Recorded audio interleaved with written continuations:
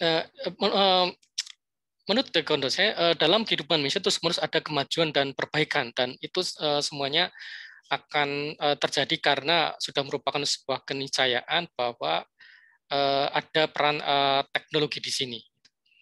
Nah, karena itu menurut The Condorcet, orang harus harus menyetujui kehadiran teknologi, yang mana kehadiran teknologi itulah yang memungkinkan adanya perbaikan dalam kehidupan manusia. Kemudian tokoh lainnya yang perlu kita lihat peran pentingnya dalam mengembangkan teori modernisasi tidak lain adalah salah satu bapak sosiologi, yaitu Emil Durkheim, yang mana Emil Durkheim itu seorang yang teorinya terkenal dengan fungsionalisme, di mana dalam teorinya Durkheim itu ada di antara berbagai lembaga sosial yang ada dalam masyarakat itu ada saling ketergantungan, dan interaksi antar lembaga-lembaga sosial. Ini terutama mungkin yang diingat oleh rekan-rekan mahasiswa itu ada dua solidaritas, ya, solidaritas. Ada ingat dua ini solidaritasnya apa saja? Dua jenis solidaritasnya? Soliditas mekanik dan organik, Pak. Mekanis dan organis, ya. Jadi kalau solidaritas yang sifatnya mekanis itu ada kesamaan antara bagian-bagian dalam masyarakat. Sedangkan solidaritas organis itu ada perbedaan dalam masyarakat, bagian-bagian dalam masyarakat. Karena menurut Durkheim itu ibaratnya itu masyarakat itu seperti anggota tubuh kita, ya. Jadi kalau kalau anggota tubuh kita itu sama, malah ada kebingungan. Ya. Mata sama dengan telinga bingung, mulut sama dengan tangan itu bingung. Justru karena berbeda maka bisa menyatu. Nah, menurut Durkheim inilah masyarakat modern seperti itu, ada saling ketergantungan. Justru karena berbeda-beda itu mereka saling tergantung, dan itu ada interaksi antara lembaga sosial. Nah, ketika lembaga-lembaga sosial ini berinteraksi, maka muncul evolusi, karena ketika satu lembaga sosial berubah, yang lain juga mengalami perubahan. Ini teori dasar, ya, salah satu teori dasar dalam sosiologi. Kemudian teori lainnya diungkapkan oleh orang yang namanya Talcott Parsons. Ini juga saya kira juga nama yang akrab, ya. Jadi teorinya terkenal struktural fungsional, masyarakat berubah dengan satu bagian mengaruhi bagian lainnya. Jadi ini yang terjadi dalam kehidupan sehari-hari. Ini jadi teorinya Parsons memang meneruskan teorinya Durkheim ketika misalnya dalam masyarakat itu di masyarakat taruh desa terpencil itu ada misalnya pembangunan jalan. Ya, ketika ada pembangunan jalan, yang berubah itu bukan hanya bahwa di desa tersebut ada jalan baru yang bagus, yang bisa dilintasi oleh kendaraan bermotor, tapi juga muncul perubahan lainnya.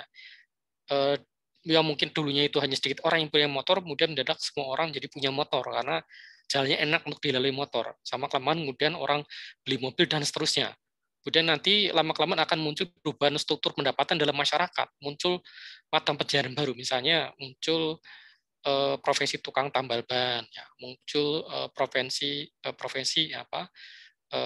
penjual bensin, ya, muncul warung-warung makan dan seterusnya. Ya. Jadi perubahan satu bagian menurut bagian lainnya.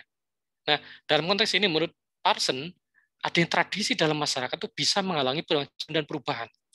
Tidak semua tradisi, tetapi banyak tradisi yang bisa menghalangi kemajuan dan perubahan.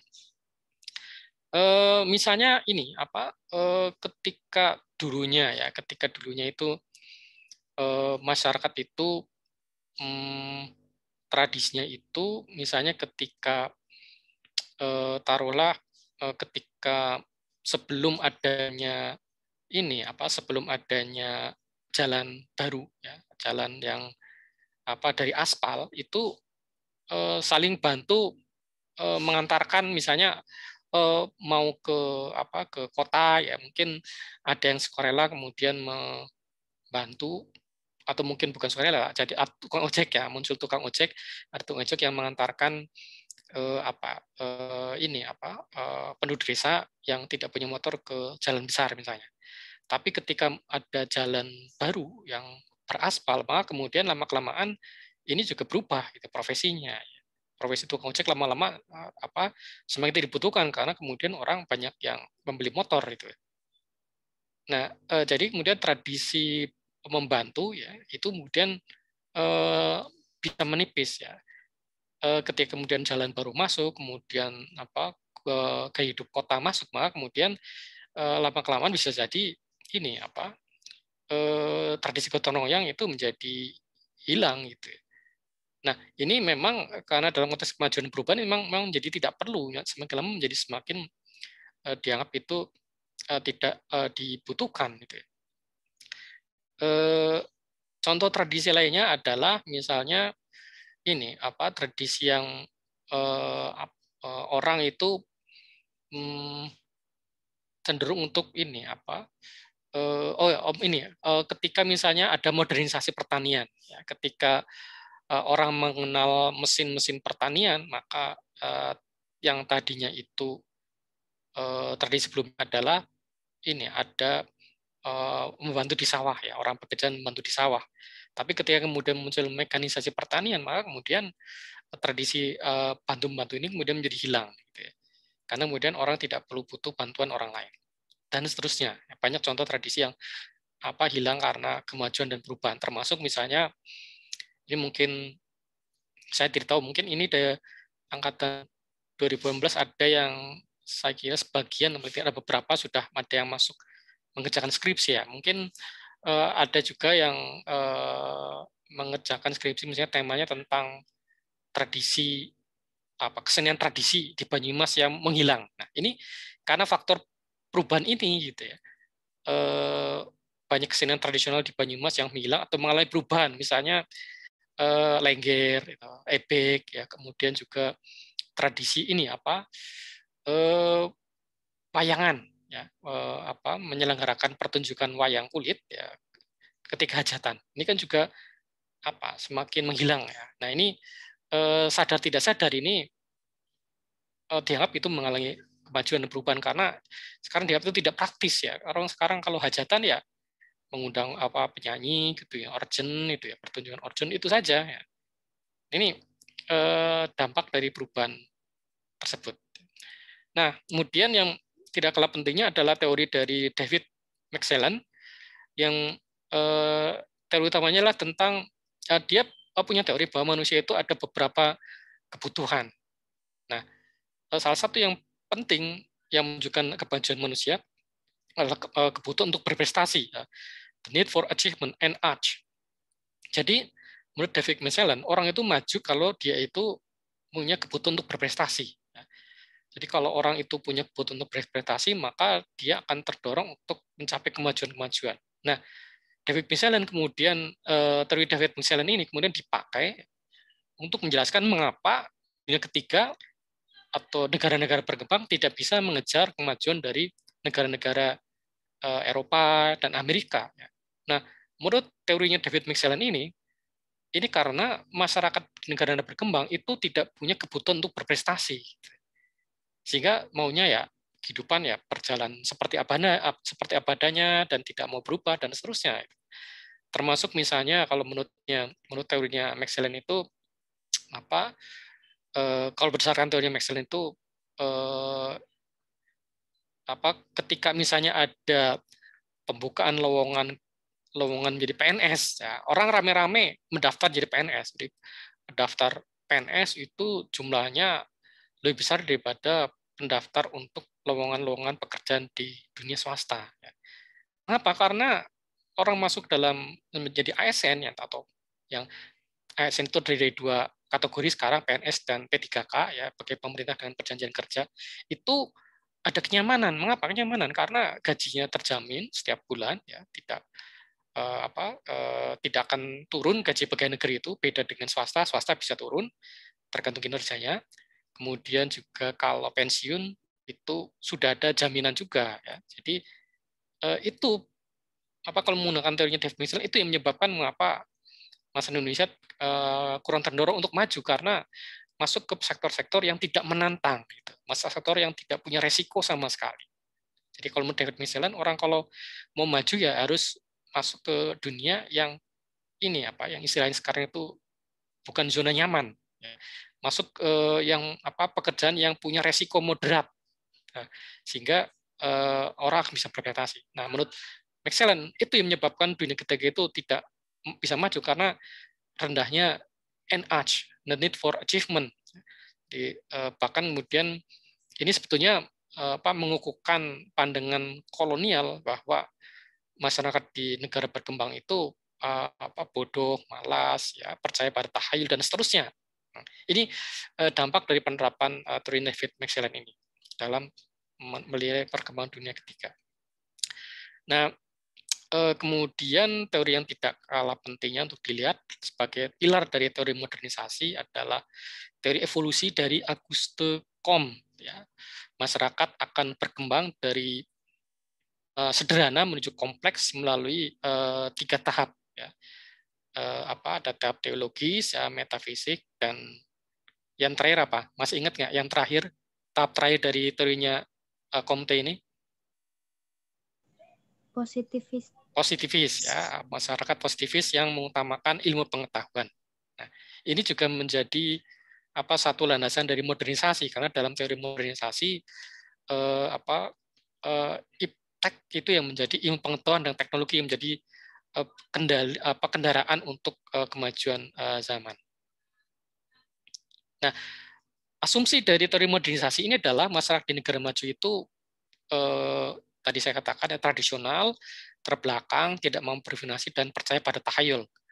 Nah, karena itu salah satu cara ya untuk menghilangkan tradisionalisme, keterbelakangan, ya, sebenarnya adalah pendidikan. Ya, jadi pendidikan modern itu sebetulnya ini sebetulnya merupakan bagian dari penerapan teori modernisasi, sebetulnya. Ya, karena dengan adanya pendidikan diharapkan masyarakat di negara berkembang itu tidak lagi tradisional, tidak lagi terbelakang, mampu berinovasi dan tidak lagi percaya pada tahayul. Nah, jadi itu adalah pilar-pilar dari teori modernisasi yang mau tidak memang harus pahami betul ya, karena ini merupakan teori yang sifatnya mendasar dalam memahami perkembangan masyarakat pada saat sekarang. Juga kalau kita membaca teori modernisasi ini juga ada di dalam salah satu materi yang saya lampirkan di di Eldiru itu kan juga ada ya, ada beberapa teori yang terkait dengan itu, di mana dalam konteks ini kita harus memahami landasan-landasan, karena kalau tidak maka ini kita tidak akan sepenuhnya memahami apa maksud dari teori ini ya. Nah, dalam konteks teori modernisasi yang juga bisa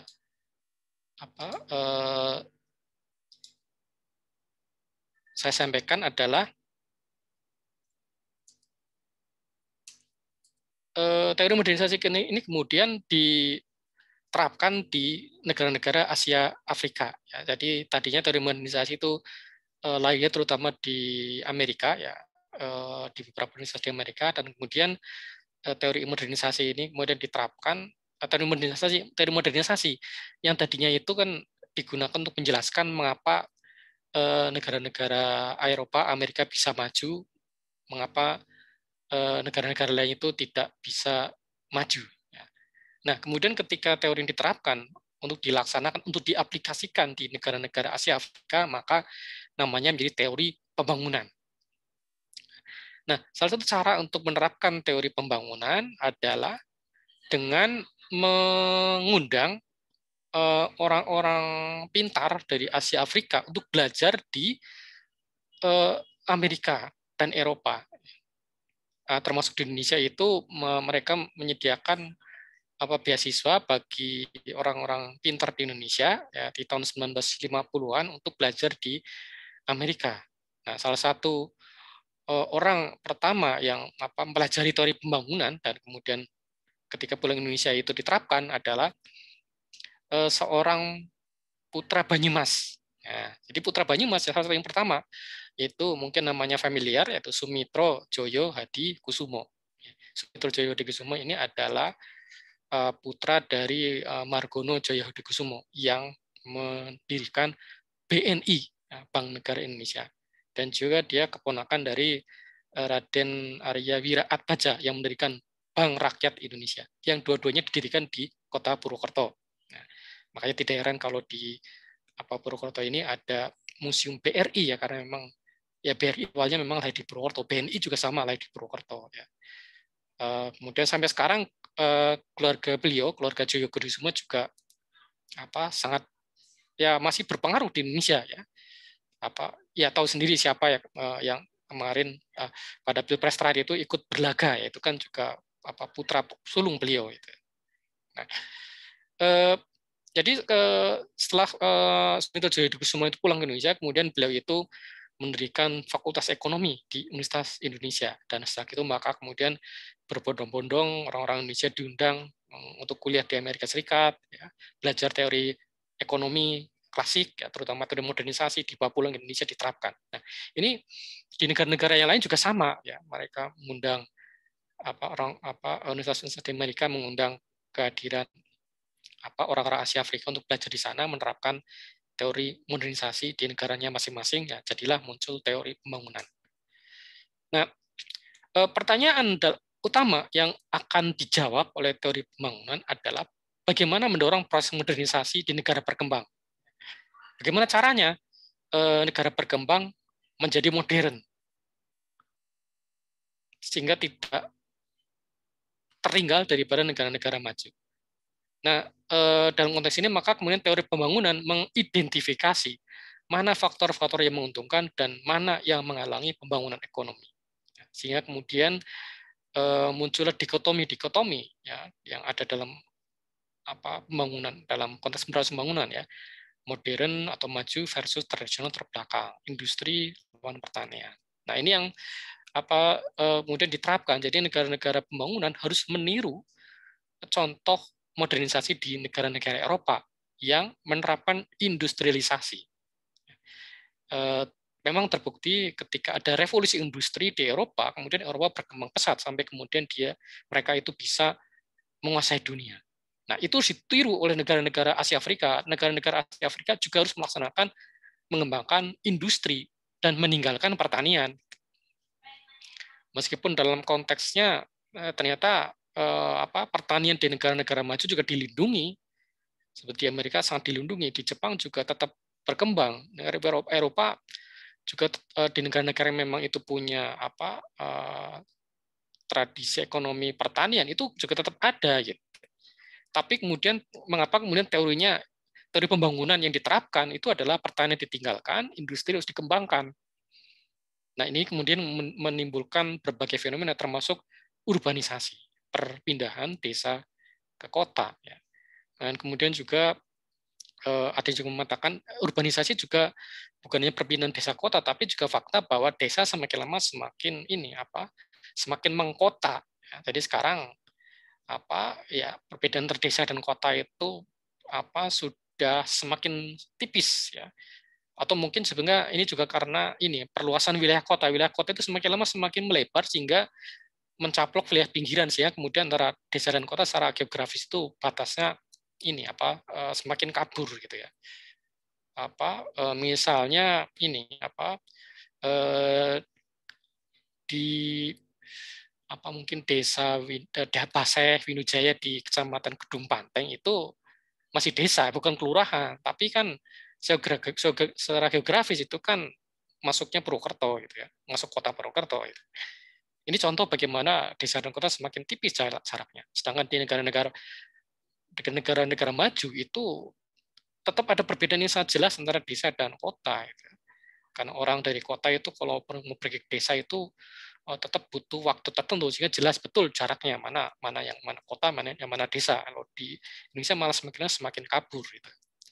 Kehidup orang kota juga dianut oleh orang desa. Sementara orang kota sekarang ingin ke desa, paling tidak menikmati kuliner gaya desa. Ini kan sedang menjadi tren kan itu kan sekarang, katanya sekarang jadi tren di kota-kota besar ya, orang-orang kota besar itu seperti Jakarta itu inginnya kalau liburan itu ke desa, atau paling tidak mereka itu menyantap makanan di restoran yang atau tempat makan yang berbau desa.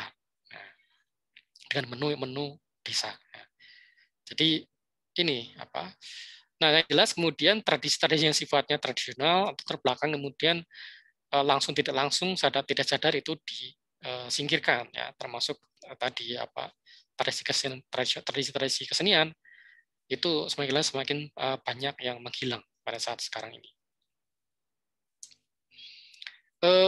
Menurut Durkheim itu dari Durkheim juga penting ya, menjadi pilar dari teori pembangunan, di mana menurut Durkheim itu memang namanya kemajuan teknologi dan perubahan ekonomi dapat membawa pada perubahan moral dan nilai-nilai budaya. Ya, jadi sosiolog klasik Durkheim ini sudah bisa melihat bahwa ketika ada masyarakat semakin mengembangkan teknologi, masyarakat itu mengalami perubahan ekonomi, itu terjadi perubahan moral dan nilai-nilai budaya. Nilai-nilai yang ada dalam masyarakat juga mengalami pergeseran. Ini juga tadi tadi sudah saya sampaikan bagaimana orang sekarang itu yang penting itu kalau menikmati pertunjukan itu yang penting cepat ya. Dulu misalnya namanya pertunjukan wayang kulit itu berlangsung semalam suntuk ya, mulai dari habis maghrib ya, mungkin persisnya mulainya habis isya, kemudian sampai dengan subuh ya. Ya saya pernah nonton sampai segitu ya. Sekarang tidak ya, sekarang kalaupun ada pertunjukan wayang kulit itu mungkin lepas tengah malam itu sudah selesai, jam 1, jam 2 sudah selesai gitu. Dan semakin lama semakin jarang juga orang menyelenggarakan pertunjukan itu. Nah, tapi kemudian mengalami pergeseran ya, sekarang kemudian banyak orang yang rindu akan itu, sehingga kemudian di YouTube itu banyak ya sekarang video-video rekaman pertunjukan wayang kulit.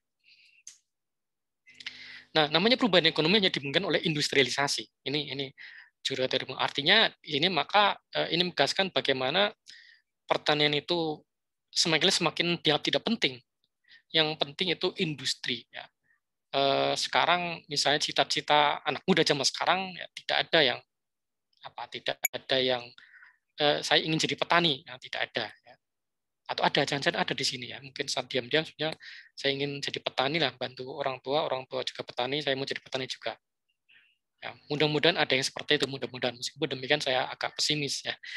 Bukan berarti tidak mungkin ada, tapi ya saya agak pesimis ya. Rata-rata kan ini di sini semuanya inginnya kan pekerjaan-pekerjaan orang kota gitu kan.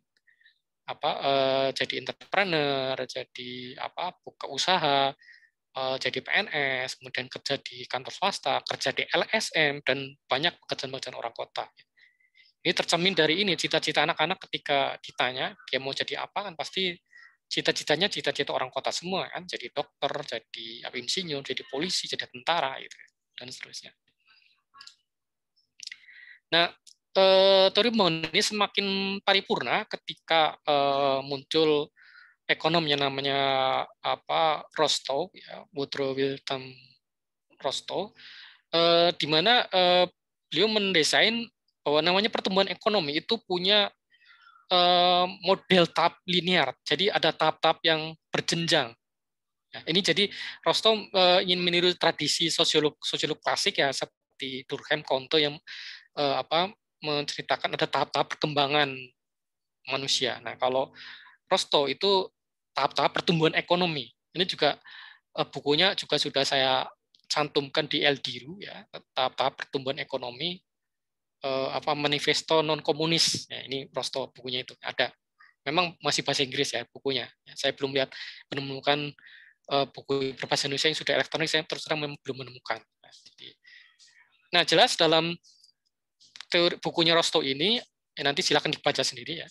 Itu ada 5 tahap pertumbuhan ekonomi. Itu tahap tradisional, tahap prakondisi tinggal landas, kemudian tahap tinggal landas, tahap menuju dewasa, dan tahap tinggal landas, tahap menuju dewasa, dan tahap konsumsi massal. 5 tahap pertumbuhan ekonomi menurut Rostow. Dalam tradisional ya cirinya tentunya pertanian, kemudian orang masih patuh pada tradisi, percaya pada takhayul dan seterusnya. Kemudian pada tahapan prakondisi tinggal landas, ini orang menurut Rostow ini orang mulai sudah siap-siap menuju kepada industri, sudah mulai ada industrialisasi meskipun masih terbatas. Pada prakondisi tinggal landas orang mulai membuat kota, mau bikin kota. Kemudian pada tahap tinggal landas orang sudah masuki masa industrialisasi, orang banyak pindah ke kota, kemudian tradisi sudah banyak ditinggalkan. Menuju dewasa artinya ini industrialisasi semakin maju, yang di pertanian itu tinggal sedikit, orang yang tinggal desa tinggal sedikit, ya kebanyakan sudah pindah kota. Nah pada tahap konsumsi massal itu orang sudah sejahtera sehingga kemudian orang tidak lagi terlalu berpikir tentang untuk menyimpan uang, ya. Orang tidak terlalu berhati-hati menyimpan uang, itu orang mengambil uang, orang mengeluarkan uang banyak untuk melakukan konsumsi secara banyak. Nah 5 tahap ini menurut Rostow mempersyaratkan ketersediaan modal. Jadi peralihan tradisional ke prakondisi tinggal landas itu butuh modal. Orang membangun kota butuh modal. Orang membangun industri butuh modal. Jadi modal itu adalah hal yang utama. Nah, kemudian teori Rostow ini ditulis oleh Harold Dumar, kalau salah namanya, saya lupa nih. Tapi ada bukunya juga, sudah saya contohkan juga di TLDRU, teorinya teori pembangunan dunia ketiga menurut Harold Dumar, kalau salah nama artikelnya. Itu adanya modal itu tersedia kalau ada yang namanya investasi. Kalau ada yang mau menanamkan uangnya, maka modal itu akan ada. Dan investasi itu menjadi syarat mutlak, makanya investasi menjadi syarat mutlak. Nah, teori ini masih dipakai sampai dengan sekarang. Itu sebabnya mengapa tahun kemarin keluar undang-undang yang kontroversial yaitu Omnibus Law Cipta Kerja, karena investasi gitu. Yang penting itu investasi. Bahkan semenjak zaman Pak Jokowi ini, semenjak periode pertama bahkan itu investasi menjadi hal yang utama. Seakan-akan investasi menjadi hal yang utama. Jadi kalau misalnya di dalam negeri itu tidak tersedia cukup banyak investasi, maka ya masuk modal asing boleh masuk gitu ya. Ini teori dasar yang ternyata masih sampai sekarang ya, ini tahun 50-an sampai sekarang masih dipakai. Nah, kalau di dalam negeri maka untuk menggali investasi dalam negeri maka orang perlu perlu tabungan. Nah, makanya kemudian lembaga perbankan memang sangat pesat berkembang.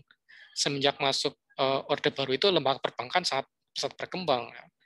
Dari segala macam lembaga swasta itu punya lembaga perbankan sendiri. Bahkan lama-lama kemudian muncul bank-bank dari asing ya, dari bank dari Amerika, dari Cina, dari Eropa, dan banyak negara lain itu sudah ada semuanya di Indonesia ya. Bahkan di Purwokerto juga sudah ada ya. Ada Commonwealth Bank ya, bank yang dari dari Inggris itu, kemudian ada Bank ada beberapa saya lupa namanya, ada pakai W ya di yang dari Cina itu. Nah ini teori pengenuan itu kira-kira seperti itu. Nah adanya teori penggunaan ini ternyata kemudian ini menimbulkan reaksi. Ya. Jadi teori penggunaan kan menyatakan bahwa negara berkembang itu pada tahapan sebelum negara maju. Nah, makanya tadi saya sampaikan caranya negara berkembang untuk maju adalah dengan adanya investasi ya, tadi penanaman modal, kemudian transfer teknologi. Maka kemudian negara berkembang perlu menjalin kolaborasi dengan negara maju ya, dengan berbagai cara. Salah satunya adalah dengan ini dengan awalnya itu dengan masuk mentah-mentah teknologinya, baru kemudian negara berkembang belajar teknologinya. Contohnya yang teknologi contohnya misalnya dalam investasi industri otomotif ya. Pada tahapan awal itu kan mentah-mentah masuk ya, impor mobil dari Jepang itu mentah-mentah masuk. Lama kelamaan kemudian orang-orang Indonesia belajar teknologi membuat otomotif sehingga kemudian muncul produk-produk Indonesia yang meskipun itu mereknya Jepang ya, seperti Avanza itu ya, dia itu sebenarnya tetap merek Jepang ya, Toyota Avanza, tetapi dia produksinya sebenarnya di Indonesia, kemudian sekian persen ya, saya kurang tahu sekian puluh persen itu kandungannya kandungan lokal. Nah, kemudian cara lainnya yang lebih menjamin untuk maju adalah integrasi dalam ekonomi global. Gitu ya. Artinya negara berkembang kalau dia mau terintegrasikan dalam ekonomi global harus mau menerima peraturan-peraturan global, termasuk misalnya menerima masuknya barang-barang impor ya, dan dengan tarif impor yang semakin lama semakin dikurangi ya. Jadi karena biasanya kalau ada barang negara lain itu masuk ada biaya impor. Tapi karena peraturan global maka biaya impor itu semakin lama semakin dikurangi. Atau bahkan kadang-kadang ada sampai nol ya. Nah, contoh integrasi ekonomi global adalah munculnya masyarakat pasar bebas, termasuk di ASEAN ini. Dalam ASEAN itu karena dia adalah bagian dari proses globalisasi, maka kemudian negara-negara yang terlibat dalam ASEAN itu bebas mengirim dengan mengirim barang-barangnya ke antara negara ASEAN dengan tarif impor yang hampir 0%. Nah, apakah kemudian setelah ini diterapkan, setelah teori pembangunan diterapkan sejak tahun 60-an, kemudian negara berkembang bisa mengejar ketertinggalannya dari negara maju?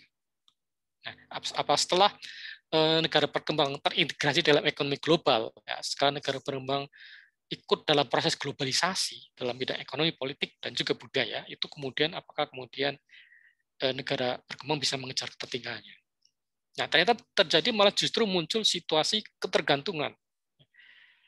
Nah, ketergantungan yang dimaksud ketergantungan adalah suatu kondisi sejarah yang membentuk struktur ekonomi dunia sedemikian rupa sehingga menguntungkan segelintir negara dan merugikan negara-negara lainnya, serta membatasi kemungkinan berkembangnya perekonomian negara-negara yang kurang maju. Nah, contohnya misalnya dalam industri otomotif di Indonesia. Setelah Indonesia menerima investasi dari perusahaan-perusahaan otomotif di Jepang dan melakukan proses transfer teknologi, apakah kemudian ketergantungan Indonesia kepada perusahaan-perusahaan ini kemudian berhenti?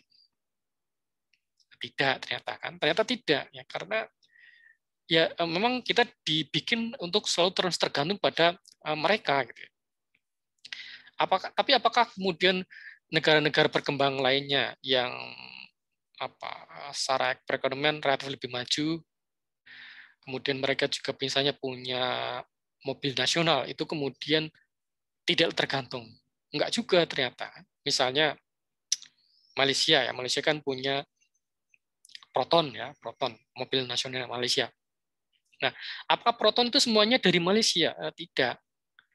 Malaysia hanya merakit saja. Malaysia hanya memang dia punya ide, dia punya desain, dia merakit, tapi mesinnya malah kandungan impornya lebih besar daripada kandungan lokal gitu ya. Karena mesinnya menggunakan mesin dari perusahaan lain, Mercedes kalau salah atau saya lupa ya. Kemudian bagian-bagian lainnya dalam mobil Proton itu ya tetap dari negara lain, artinya tetap ada ketergantungan itu. Jadi kalau kita lihat ya berkaitan negara berkembang itu tidak ada yang tidak mengalami situasi ketergantungan, meskipun secara skala perekonomian relatif lebih maju seperti Malaysia atau misalnya Brunei, kemudian mungkin seperti Thailand, Korea Selatan, ya tetap ada ketergantungan. Nah, dalam situasi ketergantungan, maka sumber daya itu mengalir dari negara-negara pinggiran yang miskin dan kurang berkembang ke negara-negara pusat yang maju dan makmur. Ini seperti nama bis ya, maju makmur ya. Tapi nyatanya seperti itu. Jadi negara-negara berkembang itu dipaksa, ya dalam tanda kutip, ya dipaksa baik secara halus atau secara kasar untuk mengalirkan sumber dayanya ke negara-negara pusat yang sudah mengalami kemajuan. Nah, dalam konteks teori ini, maka kemudian apapun akan ditempuh agar sumber daya ini mengalir. Termasuk misalnya dengan merekayasa situasi politik tertentu, termasuk dengan melakukan intervensi dalam politik dalam negeri. Contohnya yang terang benderang adalah ini masuknya PT Freeport ya, ke Papua. Yang itu terjadi hanya setahun setelah Orde Baru. Jadi tahun 1969 itu pertama kalinya Freeport masuk. Itu hanya setahun dari tahun 68. 68 itulah ketika kemudian secara de jure Orde Baru berkuasa. Meskipun presidennya masih Soekarno, tetapi tahun 68 itu nyatanya memang kekuasaannya sudah berakhir ketika muncul surat perintah 11 Maret itu, yang sampai sekarang aslinya nggak tahu di mana ya, nggak tahu di mana, atau memang sengaja dihilangkan. Dan hanya kira-kira 4 tahun setelah ini setelah apa yang disebut sebagai pemberontakan PKI dihancurkan. Nah, artinya apa? Artinya entah memang ya, negara tempat asal perusahaan Freeport itu memang terlibat langsung atau manfaatkan situasi atau campuran, itu masih belum jelas memang. Tapi dari berbagai dokumen yang sudah terungkap itu memang ada indikasi kuat ada keterlibatan dalam perubahan politik di Indonesia pada tahun itu, dari Orde Lama ke Orde Baru. Nah, ini sehingga kemudian Freeport bisa masuk, kemudian sumber daya alam yang luar biasa di Papua dikeruk sedemikian rupa, sehingga kemudian situasi Papua ya sampai sekarang masih seperti itu ya, di munculnya kekerasan-kekerasan yang sampai sekarang terjadi, saya tidak lepas dari situasi semacam itu. Karena ini kemudian ketika hadir Freeport, kemudian ada perlawanan dari rakyat setempat, kemudian mengundang kehadiran militer. Nah, ketika militer sudah datang, maka mereka ya sudah nggak mau keluar dari situ, gitu, sehingga kemudian ya sampai sekarang masih jadi kekerasan di Papua. Nah, itu saya kira konteksnya terlepas dari situasi munculnya Freeport di Papua. Nah, ini adanya Freeport di Papua ya menunjukkan situasi semacam itu, ya situasi ketergantungan itu.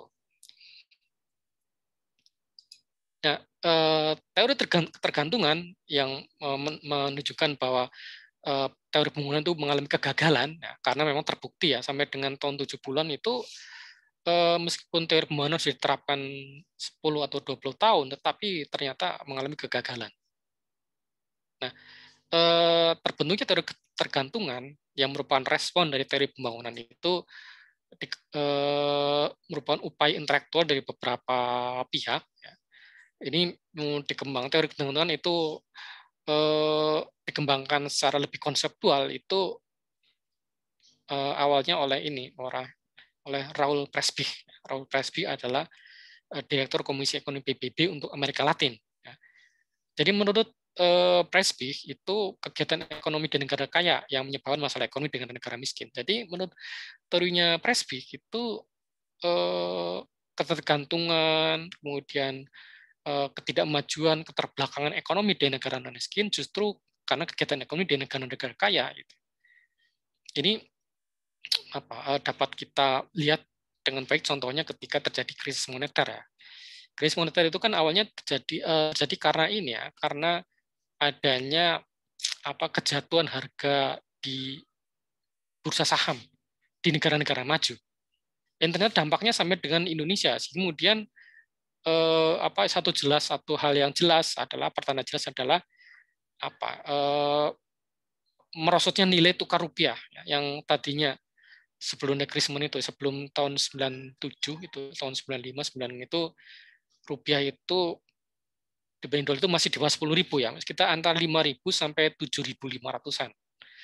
Tapi begitu krisis moneter terjadi, itu kemudian mengalami kelonjakan ya, krisis nilai rupiah itu sangat menurut drastis, yaitu $1 harus ditukar dengan 15.000 atau bahkan sampai dengan 17.000 waktu itu. Ya. Dan sampai sekarang tidak pernah kita itu kembali ke masa sebelum itu. Ya. Tidak pernah sekarang rupiah itu 10.000 ke bawah, selalu kan di atas 10.000 ya. Sekarang 14.000 atau 15.000 ya. Jadi sangat jauh bedanya. Tapi sebaliknya, kalau negara miskin itu mengalami krisis ekonomi, negara kaya tetap tidak terpengaruh. Gitu ya.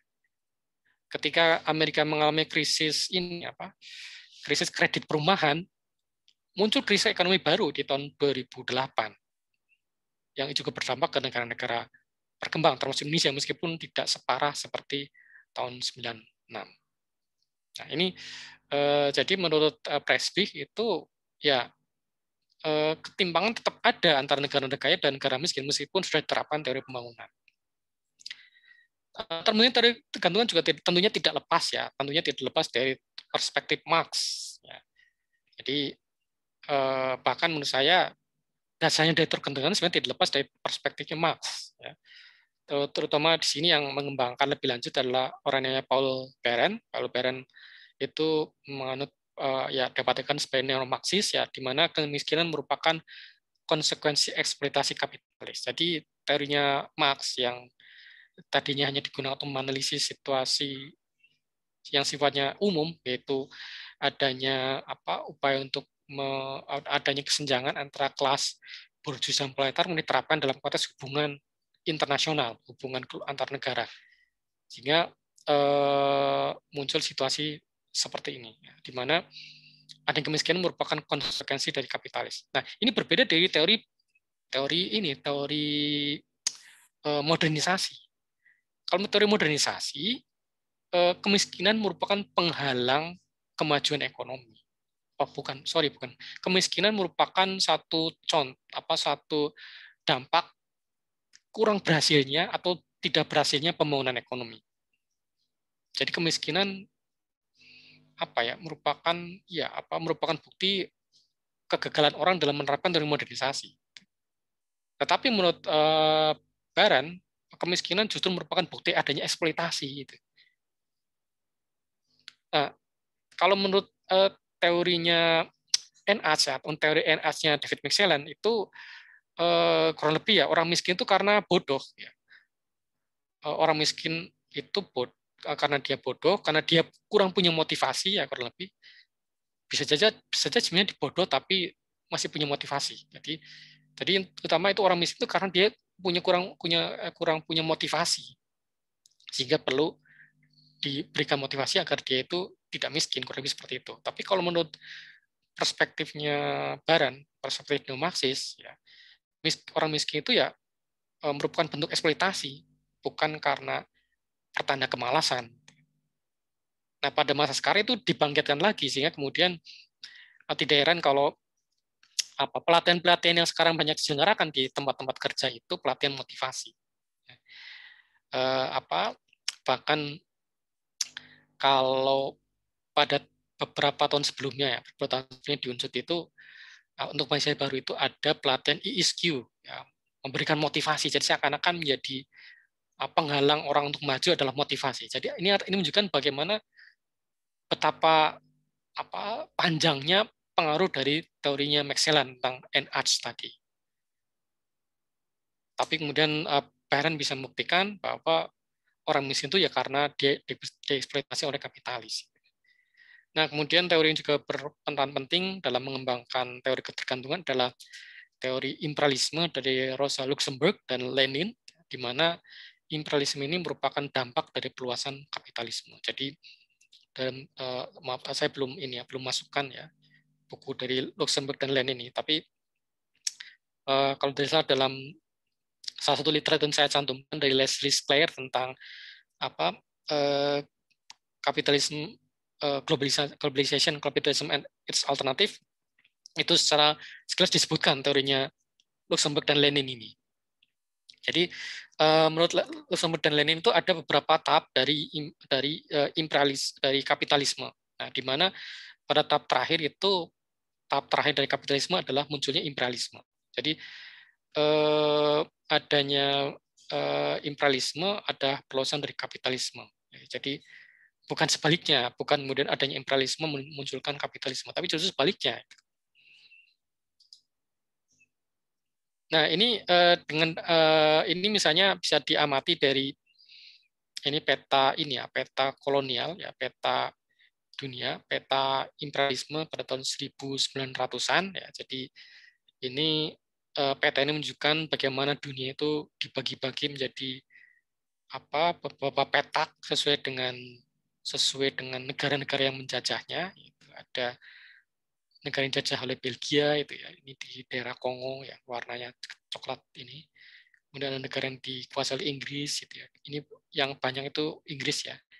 Di ujung selatan Afrika, ya, kemudian di daerah Timur Tengah, kemudian di Asia Selatan, kemudian sebagian wilayah Cina, ya, kemudian daerah di Australia, Selandia Baru, ya, Papua, kemudian di Amerika Utara itu juga Inggris juga yang berkuasa. Ya, kemudian juga ada beberapa bagian yang dikuasai Prancis, misalnya di Afrika Barat, ya, kemudian di daerah Indochina ini Kamboja, Vietnam, Laos ini wilayahnya Prancis ya. Kemudian kemudian ada sedikit di Afrika ya, ini Amerika Selatan ya. Kemudian dikuasai oleh Portugis, ada yang dikuasai oleh Amerika dan seterusnya. Jadi adanya imperialisme ini sebenarnya merupakan dampak dari kapitalisme. Jadi bukan sebaliknya. Jadi bukan karena adanya imperialisme kemudian muncul kapitalisme, tapi justru kebalikannya.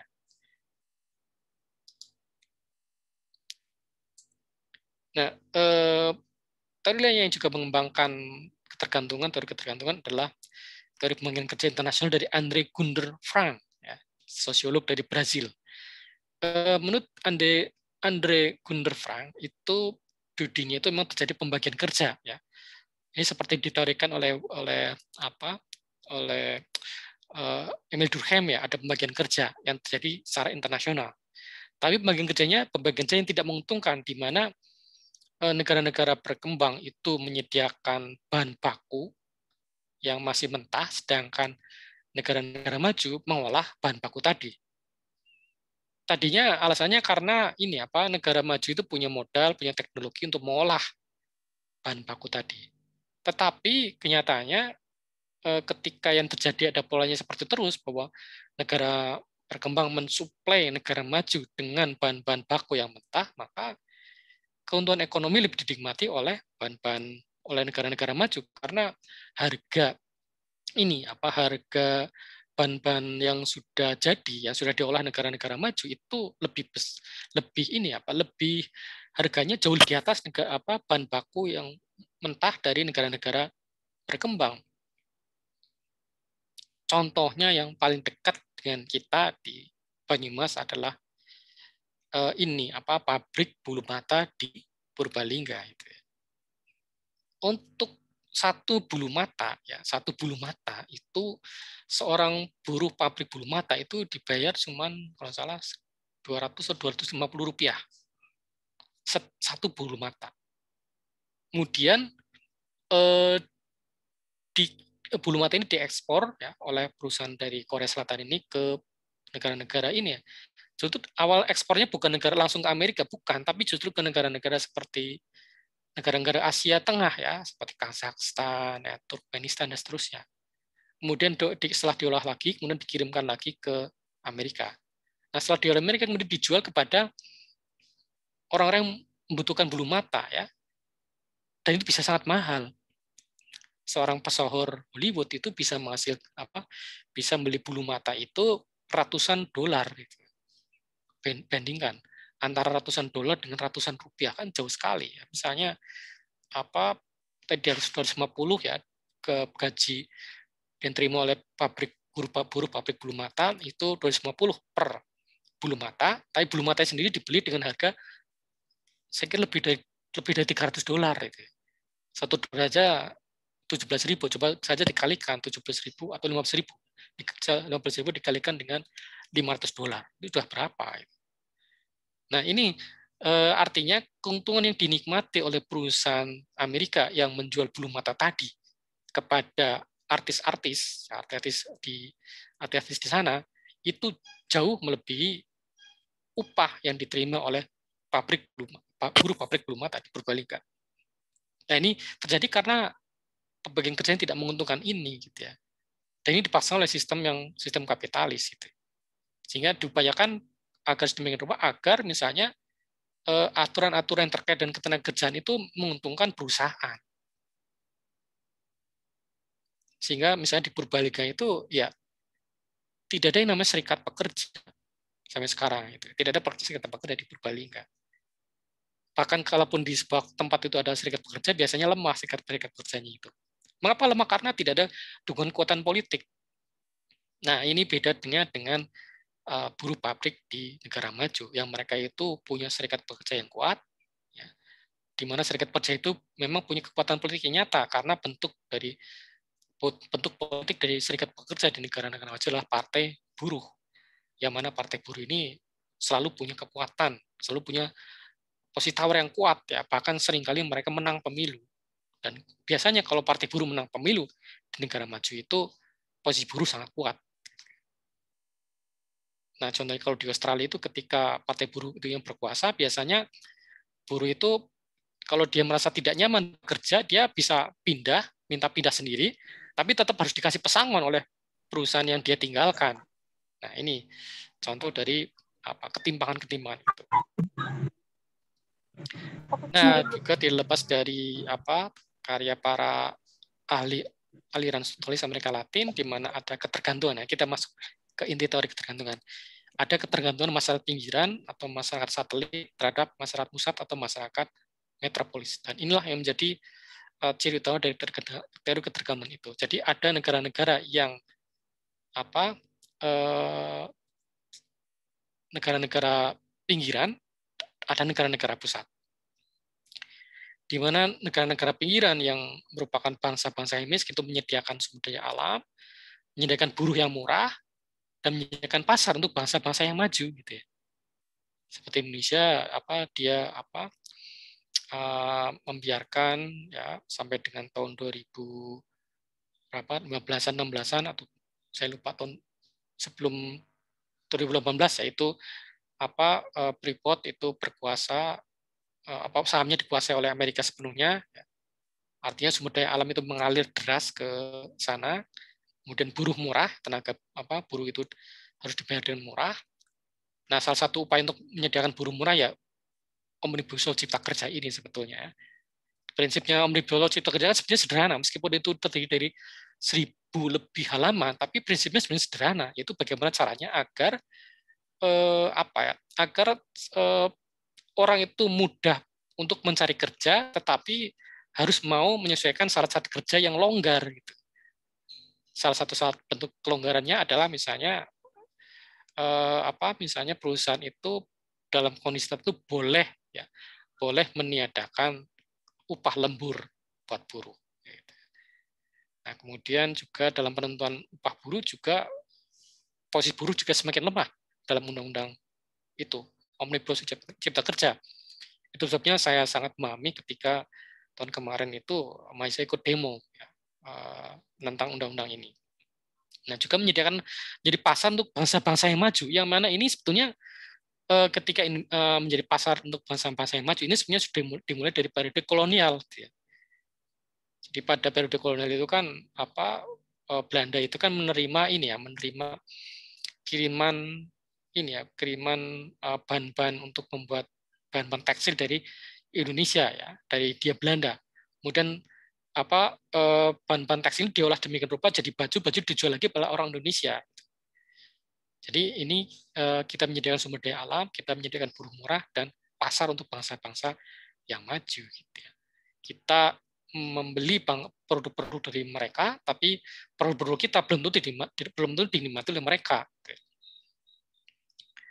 Nah, ketika kemudian aturan ketegangan membuat buruh tidak murah, maka perusahaan mereka bisa pindah seenaknya ke perusahaan lain, ke negara lain yang bisa menyediakan buruh murah. Contohnya yang jelas yang pernah saya ungkapkan misalnya adalah kasus pabrik Nike yang pindah dari Tangerang ke Hanoi karena dianggap itu aturan pemerintah Indonesia tidak lagi bisa mengendalikan upah buruh yang rendah. Pindah ke Vietnam yang meskipun sudah mengalami proses demokratisasi, tapi sebetulnya masih ada sifat otoriter dari pemerintahannya, sehingga kemudian mereka bisa memaksakan agar buruh itu tetap murah. Nah, bangsa-bangsa yang kaya mempertahankan ketergantungan ini dengan berbagai macam cara. Media, politik, ekonomi, keuangan, perbankan, budaya, pendidikan, bahkan olahraga, gitu ya. Kita bisa dengan kita menonton ya, tayangan, kita merasa wajib untuk menonton tayangan olahraga dari negara-negara maju tidak menikmati ya. Atau tidak dorong untuk menikmati tayangan olahraga di negara kita, gitu kan. Dari media juga juga seperti itu ya, menampilkan negara yang maju itu selalu baik ya, negara berkembang selalu tidak baik.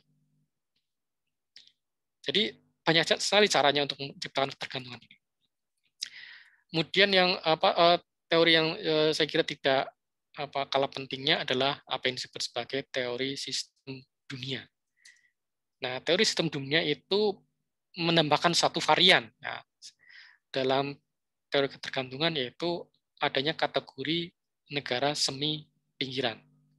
Jadi teori sistem dunia itu membedakan antara negara pusat, semi pinggiran, dan pinggiran dalam konteksnya masih sama dengan teori ketergantungan, yaitu pemegang internasional yang didominasi oleh sistem dunia kapitalis. Nah, pembedaan antara pusat pinggiran dan semi pinggiran adalah seperti ini. Jadi negara-negara pusat adalah yang ekonominya beragam dan kaya. Beragam dalam arti sumber ekonominya banyak, ya, sektor ekonomi banyak, tidak hanya satu atau beberapa. Ya. Bukan hanya mengandalkan satu sektor, misalnya hanya satu sektor teknologi, tapi misalnya dia juga mengandalkan sektor-sektor yang lain. Kuat secara ekonomi dan militer, sangat terindustrialisasi, ya. Kuat secara militer misalnya dengan adanya misalnya APBN mereka untuk militer itu, kalau negara-negara maju itu ini tidak kurang dari 10%. Kalau negara-negara berkembang mungkin di bawah 10%, ya, banyak ya. Meskipun ada juga yang sampai 10% atau lebih. Kalau Indonesia hanya sekitar 3 atau 4%, saya ingat saya. Kemudian spesialisasinya adalah informasi, keuangan, dan jasa. Jadi tidak lagi mengandalkan industri manufaktur.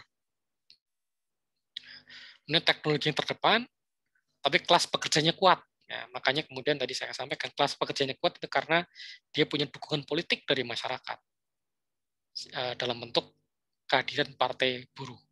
Kemudian dapat mengendalikan yang ada di pinggiran negara-negara besar ini. Dan negara pinggiran itu ekonominya cenderung seragam, ya, pertanian saja misalnya.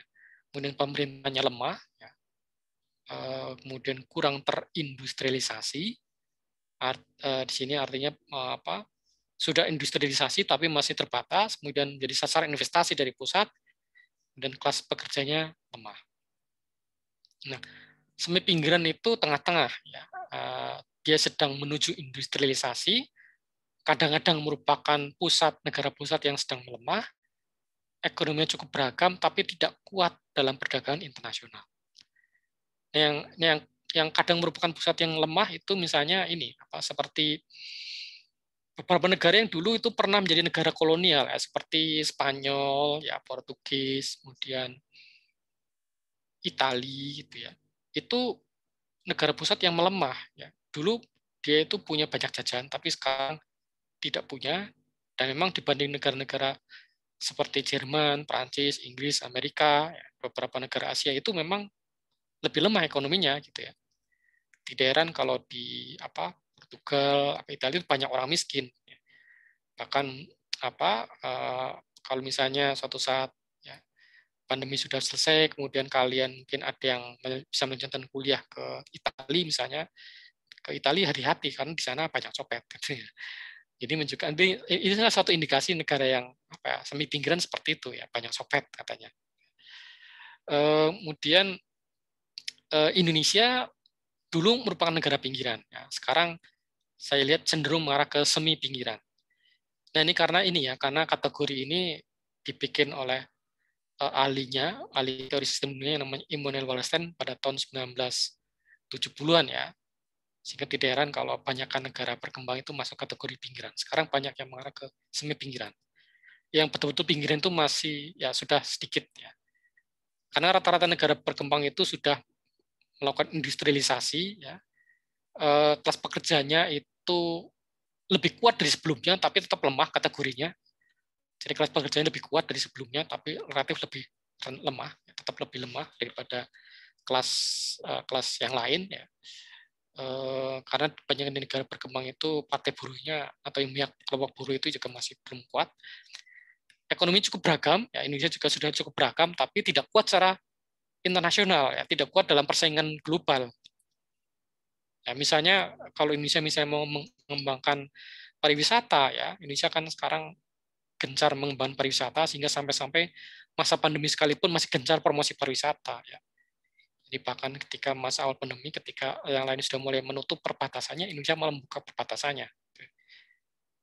Ini menunjukkan Indonesia sebenarnya kelihatannya mengarah pada upaya untuk mengunggulkan pariwisata. Tapi nyatanya juga masih belum kuat ya. Kunjungan ke Bali itu yang jadi orang luar itu kan kebanyakan berkunjung ke Bali ya. Bahkan orang luar kadang tidak tahu Indonesia. Indonesia itu mana? Tapi kalau ditanya mereka tahu Bali itu di mana. Bahkan mereka pernah ke sana, tapi mereka tidak merasa Bali itu bagian dari Indonesia. Nah, Bali itu setiap tahun itu menerima kunjungan sekitar per tahun itu 1-2 juta. Ya. Tetapi kunjungan orang ke satu kota saja, Paris, itu setahun itu sampai dengan 5 juta sampai dengan 10 juta. Bahkan kunjungan ke satu museumnya saja, Museum Louvre, itu setahun ya sama dengan kunjungan ke Bali secara keseluruhan. Nah, itu artinya kalau mau bersaing dalam pariwisata juga masih kalah juga. Ya. Ini kok negara-negara semi pinggiran itu seperti itu, kok serba nanggung. Miskin banget tidak, tapi maju juga tidak, gitu ya. Nah, ini juga termasuk misalnya dalam konteks pendidikan ya, dalam konteks pendidikan tinggi memang kalau di Asia memang bisa masuk ke peringkat 50 besar lah ya, perguruan tinggi terbaik di Indonesia itu tadi itu ITB ITB atau UI itu masuk dalam 50 besar di Asia. Tapi kalau konteks dunia jangankan 100 besar ya, mungkin 300 besar itu baru masuk ya, UI atau ITB itu. Apalagi unsur ya.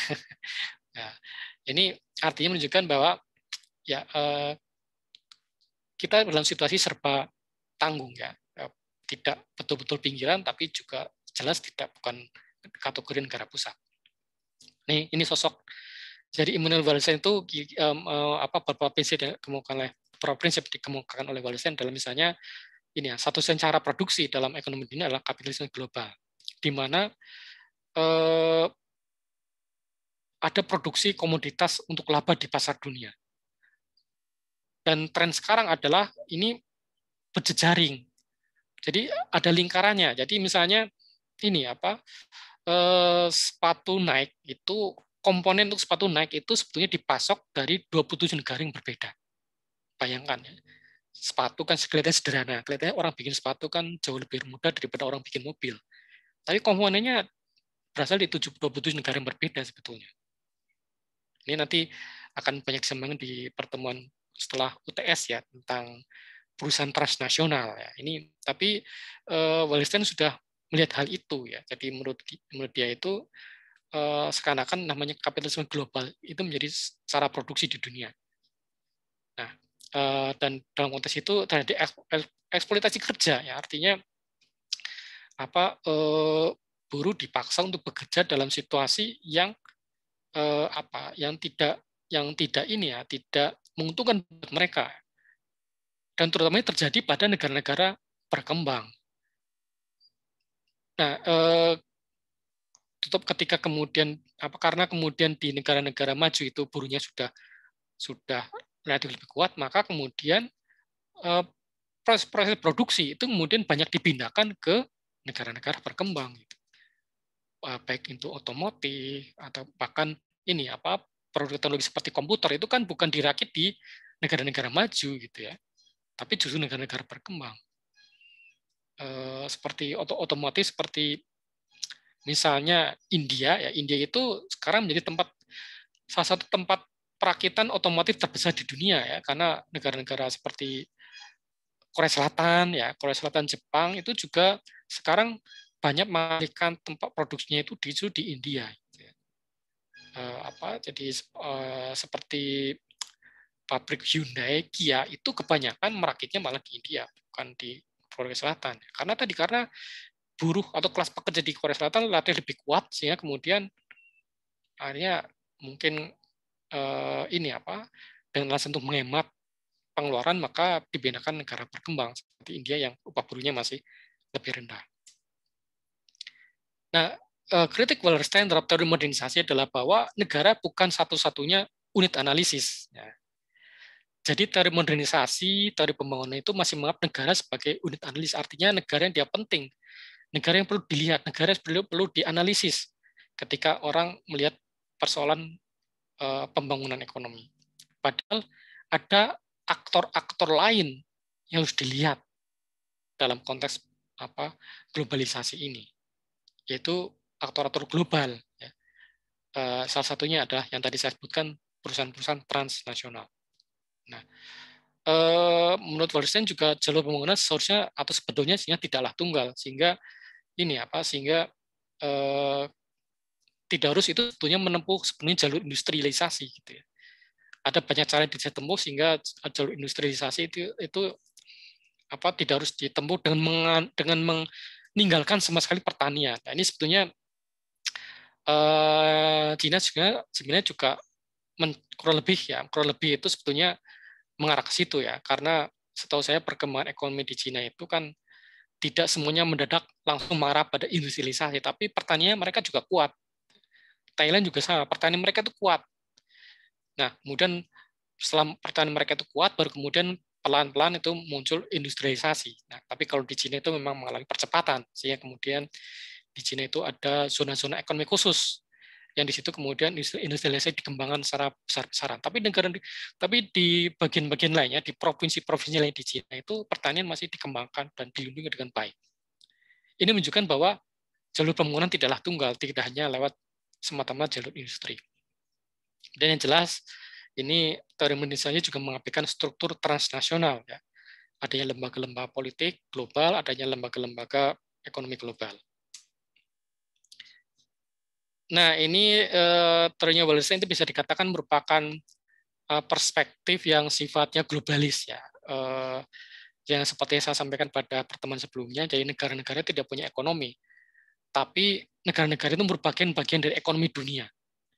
Karena setiap peraturan ekonomi di sebuah negara itu tidak mau harus memperhitungkan peraturan kebijakan ekonomi di tingkat dunia, di tingkat global.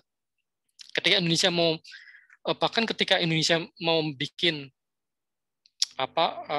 undang-undang omnibus law, itu acuannya situasi ekonomi dunia. Ketika Indonesia misalnya mengarahkan pendidikan agar lebih mengarah pada vokasi, juga merupakan acuannya adalah situasi ekonomi dunia, gitu ya, yang mengarah pada kebutuhan adanya pekerja-pekerja terampil. Nah, itu sebabnya ya dalam kondisi ini, dalam kondisi kapitalis global, tidak heran kalau di negara-negara berkembang itu para pendidikan itu diarahkan untuk memproduksi pekerja-pekerja yang terampil, gitu ya. Di Jepang itu sudah lama ada proses seperti itu. Nah, terutama di semenjak SMA, kalau siswa di Jepang itu sudah mulai mengenal teknik industri SMA di Jepang. Kemudian ketika universitas juga sama, universitas juga mengarahkan pada keterampilan. Makanya yang berkembang pesat di Jepang itu ya ilmu seperti teknik, ya ilmu-ilmu keteknikan itu berkembang pesat di Jepang. Tapi ilmu yang menuntut ada yang refleksi seperti ilmu sosial, ilmu budaya itu kurang berkembang. Nah, orang kalau belajar ilmu sosial, ilmu budaya biasanya di negara-negara yang di luar Jepang gitu ya. Korea Selatan itu masih mending, cukup kuat ilmu sosialnya. Tapi kalau seperti Jepang ya itu lemah ilmu sosialnya. Makanya kalau belajar ilmu sosial itu sebaiknya jangan ke Jepang ya, tapi ya ke negara-negara lain ya memang kuat. itu juga mengapa kemudian salah satu dampaknya adalah di Kementerian Pendidikan dan Kebudayaan itu ada yang namanya Direktorat Jenderal Pendidikan Vokasi. Ya, vokasi artinya pendidikan ini dia dorong untuk menghasilkan orang-orang yang terampil, orang-orang yang bisa mengelola mesin-mesin ekonomi. Nah, sistem dunia itu tercipta dari mekanisme yang meredistribusikan nilai tambah dari pinggiran atau semimpinan ke pusat. Ya. Nilai tambah ini ya saya kira mengambil dari konsepnya Marx ya, nilai tambah ini, di mana kalau nilai tambah dari Marx itu ya ketika kemudian ada keuntungan yang dieksploitasi oleh kelas proletar dari kelas borjuis dari kelas proletar, sehingga kemudian itu yang menyebabkan mengapa kelas borjuis lebih unggul daripada kelas proletar. Nah, ini terjadi dalam konteks global, dalam konteks sistem dunia. Jadi saya kira fenomena seperti yang tadi saya contohkan dari negara-negara maju memproduksi bahan-bahan jadi, bahan-bahan matang, sedangkan negara-negara berkembang menyediakan bahan-bahan yang sifatnya masih mentah. Kalau negara maju ingin menghasilkan bahan jadi, itu harus mengikuti peraturan-peraturan ekonomi global. Seperti ini, mungkin juga pernah saya sebutkan produk gula kelapa dari Banyumas. Tahun 80-an itu masih lancar ya ekspor gula kelapa ke negara-negara Eropa. Tapi sekarang mengalami kemunduran. Nah, mengalami kemunduran karena muncul peraturan global bahwa setiap produk yang mau dijual ke pasar global harus punya ISO, semacam sertifikat internasional. Dan itu nggak gratis ISO itu. Untuk setiap barang yang diproduksi, setiap satuan barang yang diproduksi itu dikenakan harga ratusan dolar. Sehingga kemudian orang kalau mau jual ke Eropa mikir-mikir karena habis untuk sertifikasi gitu ya. Sehingga ini yang menyebabkan adanya ketimbangan semacam itu. Sementara barang-barang di sana semuanya sudah tersertifikasi, sudah punya ISO semua, sehingga tidak masalah ketika diterapkan peraturan global bahwa barang yang mau masuk pasar global harus dikenakan ISO. Ini juga terjadi pada industri kerajinan di Jepara, yang barang-barang produk Jepara yang tadinya bisa dijual dengan bebas ke Eropa, diekspor dengan baik, ini mengalami hambatan karena tadi ada peraturan ISO juga. Jadi kalaupun mereka mengekspor tidak langsung ke Eropa, tapi melalui ke negara-negara perantara yang menjual lagi ke negara-negara berkembang. Sehingga ya semakin lama keuntungan di negara-negara berkembang jadi semakin sedikit. Inilah sistem dunia seperti ini yang menunjukkan adanya ketidaksetaraan antar negara berkembang dan negara maju. Negara yang sifatnya masih pinggiran itu ya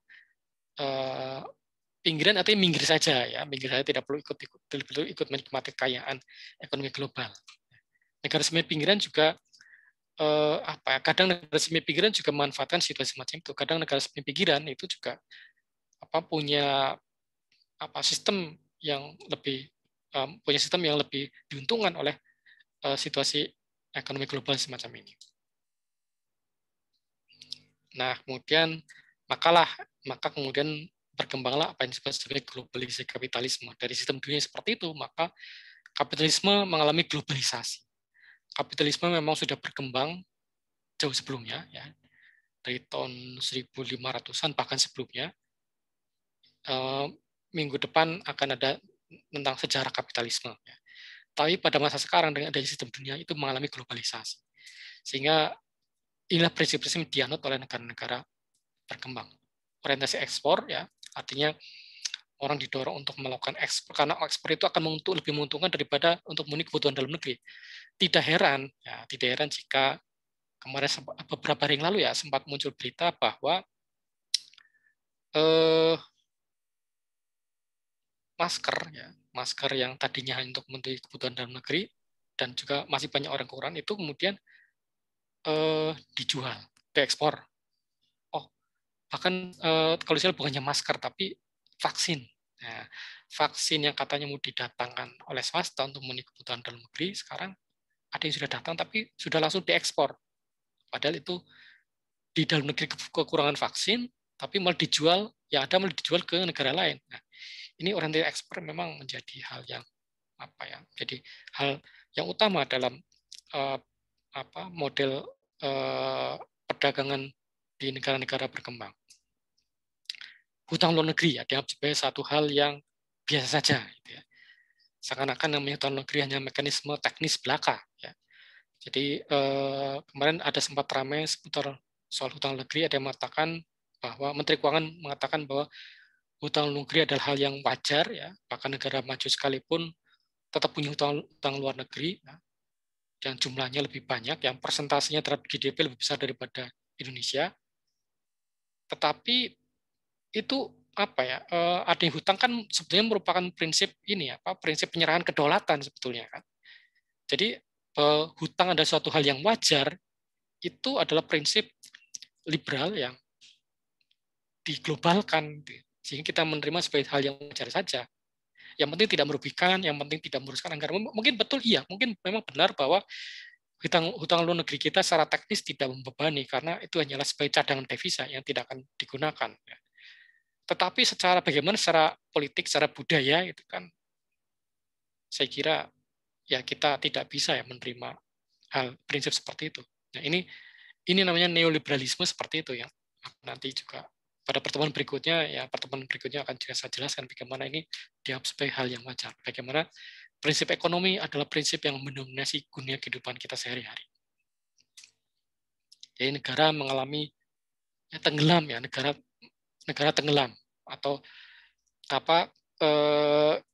prinsip yang atau semboyan sekarang banyak dipakai negara gagal ya, negara tidak hadir.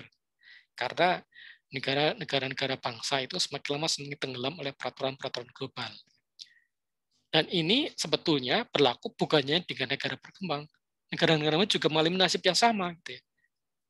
Contohnya ya, mengapa pada pemilihan presiden ya, di Amerika ya, pada 2015 ya, pada tahun 2015 mengapa yang menang Donald Trump? Karena Donald Trump mengatakan Amerika dirugikan oleh globalisasi. Gitu ya. Jadi kelas menengah kulit putih yang ada di pedesaan itu merasa mereka tidak diuntungkan oleh globalisasi. Karena apa? Karena jatah pekerjaan untuk mereka sudah diserobot ya, mereka oleh orang-orang di luar Amerika, orang-orang Meksiko, orang-orang Filipina dan seterusnya. Banyak lahan pekerjaan yang diserobot oleh orang-orang asing. Sehingga kemudian muncul kebijakan imigrasi mereka melarang membatasi masuknya orang asing, kemudian juga mereka mengurangi bantuan luar negeri ya, dan seterusnya.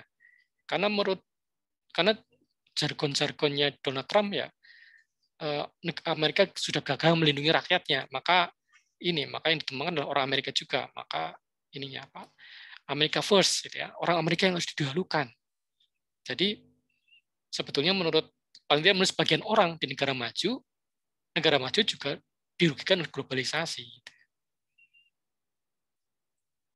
Meskipun kita melihatnya sebetulnya tidak seperti itu ya, kita sekarang melihatnya ya yang sepenuhnya negara maju itu atau masa negara maju diuntungkan oleh globalisasi, tapi sebenarnya tidak juga ya. Itu sebabnya maka di negara-negara seperti Prancis, Jerman juga berkembang aliran politik sayap kanan yang menolak masuknya orang asing ya, bukan semata-mata persoalan ras ya, tapi juga persoalan ekonomi karena masuknya imigran, maksudnya kaum pendatang negara mereka memang mengulangi kesempatan ekonomi bagi mereka. Dan itu terjadi karena globalisasi yang membuat negara-negara Eropa mau tidak mau menerima kedatangan orang dari luar. Nah, kemudian prinsip lainnya adalah munculnya TNC ya, Transnational Cooperation, dan ekonomi yang berbasis finansial. Jadi ekonomi itu ada yang berbasis finansial, ada yang berbasis manufaktur, nah sekarang lebih utama ekonomi berbasis keuangan. Ini prinsip-prinsip yang ada dalam ketika kapitalisme itu mengalami globalisasi. Dan kemudian yang terakhir adalah berkembangnya budaya ideologi konsumerisme. Karena tanpa adanya konsumerisme, ini kapitalisme tidak akan bisa berjaya. Gitu. Kalau tidak ada orang yang punya hasrat untuk membeli barang-barang global, merek global, itu tidak ada ya, global kapitalisme tidak akan bisa berkembang. Dan ini yang disebarkan lewat media, lewat pengenalan budaya populer dan seterusnya, sehingga kemudian kita konsumsi kita atas produk-produk dari global itu ini sangat kencang gitu ya. Kita bahkan kalau kita amati ya dari ujung kepala hingga ujung kaki ya, tidak ada dari kita yang tidak mengandung unsur global itu.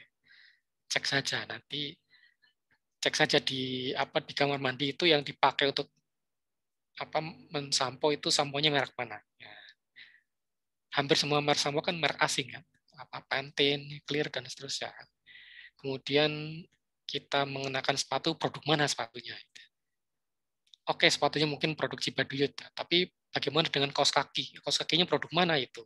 Nah, jadi ini jadi kalau kemarin itu Presiden mengatakan ya kita membenci produk asing, cinta produk dalam negeri itu susah ya karena sudah terlanjur adalah kehidupan keseharian kita. Nah, nanti bagaimana kita menyajikan alternatif itu nanti di bagian-bagian akhir perkuliahan, mungkin di minggu-minggu ke 12 atau 13 itu akan nanti disampaikan. Saya kira itu yang dapat saya sampaikan pada pertemuan pagi hingga menjelang siang ini. Ada yang mau ditanyakan atau mau disampaikan terkait dengan materi tadi?